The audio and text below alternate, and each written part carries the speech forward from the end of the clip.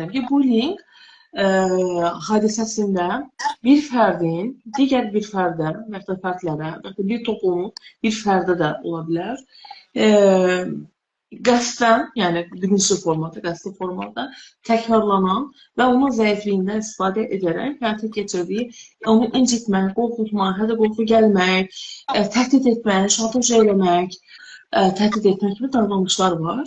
Amma bullyingin adı keçdiyi yerdə artıq burada yetkin şəxslər valideynlər mütləq şəkildə ortaya keçməlidir. Ümumiyyətlə, bullyingdə bullyingi edən şəxsin özüdür.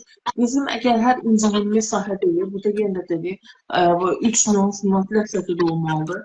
3 nüanslardan nədir bullying hadisəsində? İlki olaraq da qəsdən olması. Yəni, bu dostlar arasında təsadüfi incilmə, anlaşılmaq deyil. Qəsdən bilirik ki, bu insan qəsdi formada bunu edir. İkinci nüansı uzun müddətli və təkrarlanan, yəni bir dəfədə olan bir hadisə deyil, təkrar qəsdi formada.